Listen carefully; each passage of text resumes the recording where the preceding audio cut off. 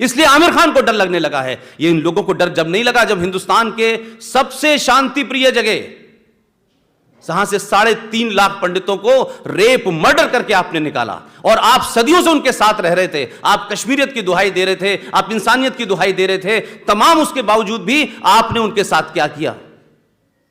वो सेकुलरिज्म क्या था भाई?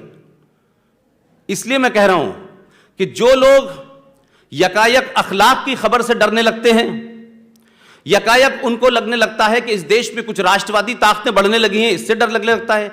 लेकिन वही लोग आसाम में एक घुसपैठिया देश का गृह राज्य मंत्री बन जाता है, डर नहीं लगता। बिहार में एक माफिया डॉन शहाबुद्दीन एक 17 साल के जवान लड़के को एसिड के टैंक में डालता है और मार देता है, डर नहीं लगता इस देश को।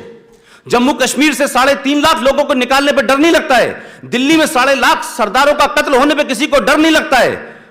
केरला के अंदर कोयम्बटूर बम धमाकों का मास्टरमाइंड मदनी, उसके लिए मुस्लिम लीग, कांग्रेस और लेफ्ट मिल के ज्वाइंट सेशन बुलाते हैं असेंबली का कि इसको माफ कर दिया जाए, तब डर नहीं लगता है। डर मुझे लगता है शायद इसलिए लोगों को लग रहा है कि पिछले 10 साल में नैरेटिव बदला है और इस देश में राष्ट्रवादी शक्तियां मजबूत हो रही हैं।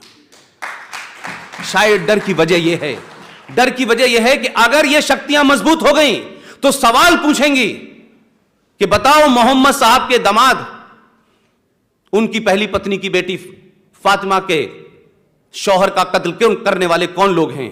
उनके नवासे को मारने वाले कौन लोग हैं? ये नहीं बताएंगे।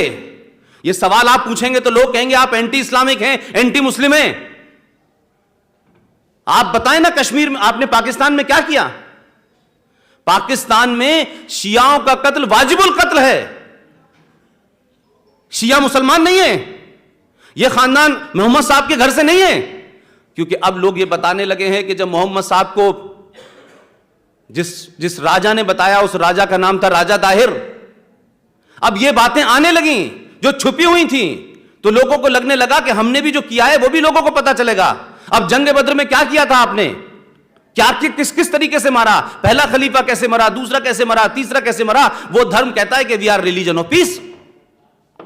तो भाई एक पीस हमने 47 में देखी थी, तो आपने 2 टुकड़ों में पीस करके रख दी हमारी। लेकिन जम्मू कश्मीर में ललित भाई आप हौसले देखिए इस देश के अंदर, यह समाज की चुप्पी के कारण हो रहा है। आप बोल नहीं रहे हैं, जो लोग बोल रहे हैं उसको कॉर्नर करने की लोग कोशिश कर रहे हैं कि एक शहर मुफ्ती, कश्मीर का शहर मुफ्ती टेलीविजन पे आके बोलता है, कहीं छुपता नहीं है, कोई शर्म नहीं होती, कोई हेजिटेशन नहीं होता। यहां लोगों को अपना सेकुलरिज्म साबित करने के लिए एक कंप्यूटर और कुरान और जाने क्या क्या बताते रहते हैं सुबह से लेकर शाम तक। उसने कहा टेलीविजन पे बैठ के और नेशनल चैनल पे उसने कहा कि जम्मू कश्मीर में हमें शरिया चाहिए। उसने कहा कि मात्र 7 करोड़ मुसलमान थे हिंदुस्तान में, तब हमने पाकिस्तान ले लिया था, अब हम 20 करोड़ हैं, हमें दोबारा अपना एक मुल्क चाहिए। लेकिन इस देश में प्रतिक्रिया नहीं होती भाई। हम समझते हैं कि कश्मीरी पंडितों का एजेंडा है कि इनको वापस भेजना है और ये वहां जाके मकान में रह लेंगे। कश्मीर का एजेंडा देश का एजेंडा होना चाहिए था, इस देश ने उसको वंचित कर दिया। ये देश जिम्मेदार है, हिंदुस्तान जिम्मेदार है कश्मीर के लिए। मैं नहीं मानता कि आज भी आप चले जाइए केरला के अंदर, आप चले जाइए तमिलनाडु के अंदर, लोगों को लगता है कश्मीर कोई घूमने की पिकनिक की जगह है। लोगों को नहीं पता चल रहा। ये पूरे हरियाणा के एक एक गांव में चले जाइए आप, पिछले 1 साल से यही काम कर रहा हूं, कोई गांव ऐसा नहीं है हरियाणा का जिसके गांव का बेटा कश्मीर में शहीद ना हुआ हो। हमने कश्मीर के बारे में देश को बताया ही नहीं है। हमने सोच लिया सिर्फ यहां दिल्ली का काम है, कुछ नॉर्थ इंडिया के लोगों का काम है और इलेक्शन में वोट लेने का एक बड़ा बड़ा एजेंडा है कि कश्मीर के हम ये कर देंगे तो आपको वोट मिल जाएंगे। लेकिन कश्मीर अगर नहीं बचा तो ये देश नहीं बचेगा। ये बात मैं बार बार कह रहा हूं, इस बात को समझिए। 35A कोई धारावारा नहीं है। 35A जम्मू कश्मीर में आतंक और आतंकवाद और जितने भी ये आतंक बता रहे हैं, चाहे वो लैंड हो चाहे एग्जीक्यूटिव हो, ये उसका एक कारण है। अगर 35A हटेगा तो मैं मानता हूं कि देश के अंदर जो फौजें बढ़ रही हैं, जो दिल्ली की तरफ लोगों के कम कदम बढ़ रहे हैं। पीएफआई का नाम आपने सुना है? दिल्ली में लोगों को पता नहीं होगा, पीएफआई की ब्रांच दिल्ली में खुली है, जामिया नगर के पास। ये पता नहीं है हमें, हमारी एजेंसीज को पता होगा, एजेंसीज किसको बताती हैं उससे हमको मतलब नहीं है। लेकिन जिस दिन दिल्ली के अंदर किसी प्रोफेसर के हाथ काट दिए जाएंगे तब हम कहेंगे पीएफआई दिल्ली में आ गई है। हम जब तक घटना घटती नहीं है हम पूछते नहीं है। यह हमारी समस्या है। इस देश में गांधी जी का कत्ल कैसे हुआ इसके बारे में डिबेट में सुप्रीम कोर्ट मजे ले रही है, लेकिन जम्मू कश्मीर के पंडित जब सुप्रीम कोर्ट गए उन्होंने कहा कि 1990 में जो हमारे साथ हुआ उन केसेस को खुलवाइए, कम से कम एक एफआईआर ही कर दीजिए, कहीं कोई रजिस्ट्री कर दीजिए। तो सुप्रीम कोर्ट ये कहती है कि अब इतना पुराना केस हो गया, ना कोई रिकॉर्ड है, कहां से 27 साल की होगा, हमारे पास तो समय नहीं है और ना कोई रिकॉर्ड है। अब आप ये कहेंगे कि इस देश में भाई जजेस भी तो इसी समाज से जा रहे हैं ना निकल के, तो आप लोकतंत्र के 3 स्तंभ में से 2 को आप खुलेआम गाली देते हैं। कोई ऐसा इस देश में आदमी नहीं होगा कि उसने किसी न किसी समय किसी नेता को गाली न दी हो। प्राइम मिनिस्टर को गाली देते हैं, टेलीविजन पे गाली देते हैं, जो दिल चाहे बोल देते हैं, इस देश की ब्यूरोक्रेसी को बोल देते हैं। लेकिन ये कौन सा नियम है कि काले कोट वाले दुनिया के सबसे ईमानदार लोग हैं, सबसे महान लोग हैं, इनकी मक्कारी, इनके झूठ, इनके फरेब के बारे में कोई बात ही नहीं कर सकता है? क्योंकि कंटेम्प्ट ऑफ कोर्ट का डर किसको दिखाते हैं भाई? हमने बड़ा कंटेम्प्ट ऑफ कोर्ट देखा इस दिल्ली के अंदर, कैसे कैसे कंटेम्प्ट ऑफ कोर्ट हुए हैं। हमको मालूम है कि जो भी मिश्रा जी जा रहे थे, सुप्रीम कोर्ट के अंदर सुनवाई हो रही थी, उस लेडी वकील ने गाली ही नहीं बकी उनको, क्या क्या नहीं कहा उन मिश्रा जी से, चीफ जस्टिस ऑफ इंडिया से। किस पे कंटेम्प्ट ऑफ कोर्ट हो रहा है? कहां कंटेम्प्ट ऑफ कोर्ट हो रहा है भाई? अफजल हम शर्मिंदा है, तेरे कातिल जिंदा है। याकूब मेनन के बारे में बोला गया, भाई तो ये तो जजेस ने कत्ल किया था, तो वो जजेस भी बैठे हुए थे तब भी उनको शर्म नहीं आ रही थी। तो क्या ठेका इस देश में सेकुलरिज्म का, क्या ठेका इस देश में हाई मॉरलिटी का सिर्फ हिंदुओं ने ले रखा है? कि हमारी ठेका ये कि हम केरला में पटेंगे तो हाई मॉरल ग्रांड लेंगे, कश्मीर में रहेंगे तो बोलेंगे नहीं। आसाम के अंदर 14 डिस्ट्रिक्ट आपके जा चुके आपके हाथ से, आप सुनना नहीं चाहते।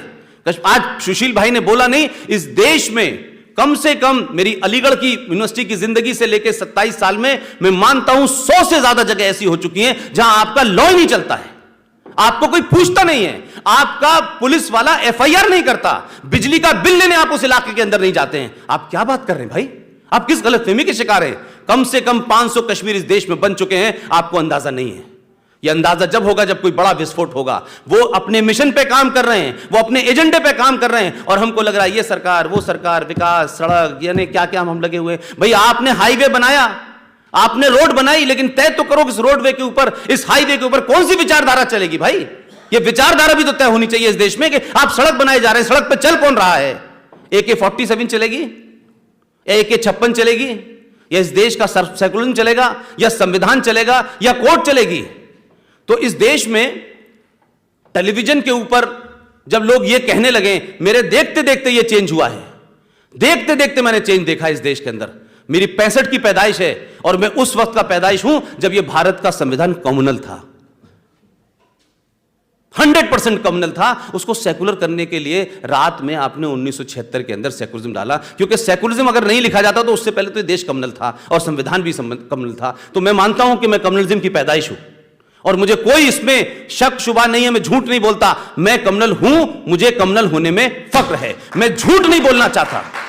कम्युनल होने का मतलब नहीं है कि मुसलमान का कत्ल करा जाएगा, कम्युनल होने का कतई मतलब, यह मुनाफकत बंद होनी चाहिए। इस मुनाफकत को आपने इस देश में फरोख्त होने दिया है, इस मक्कारी को फरोख्त होने दिया है। लिहाजा जो राष्ट्रवादी मुसलमान है, जो सच में मेन लाइन में आना चाहता है, उसको वो अबू बकर से लेकर के अल बगदादी तक के लोग उसको जीने नहीं दे रहे। वो जैसी राष्ट्रवादी होगा तो उसको या तो आरएसएस का दलाल कहा जाएगा या आर्मी का दलाल कहा जाएगा। आप उसे आइसोलेट कर देते हैं सोसाइटी के अंदर। कोई पूछेगा कैप्टन रिजवी की पीड़ा क्या है कि पाकिस्तान बटा था तो बस पंजाब बटा था और बंगाल बटा था, इनकी पीड़ा भी तो पूछ लीजिए भाई। ये किस खाते में आएंगे? इनके बारे में किसी ने पूछा? इनके दर्द को किसी ने जाना? नहीं पूछा। ये भी तो चिल्ला रहे हैं कि कश्मीर में हम भी तो हैं भाई, कारगिल का इलाका हमारा भी तो है। क्यों नहीं कारगिल से रूट पाकिस्तान की तरफ खुलता? क्योंकि कारगिल के इधर भी शिया हैं और उधर भी शिया हैं। लेकिन मुजफ्फराबाद क्यों खुलेगा? मुजफ्फराबाद क्यों खुलेगा भाई? इसलिए कि एजेंडा दूसरा है। तो हम अपनी लड़ाई में लड़ाई लड़ें, लेकिन इस गलतफहमी से निकल जाएं कि नहीं नहीं देखिए साहब ये नाराज हो जाएगा, वो नाराज हो जाएगा।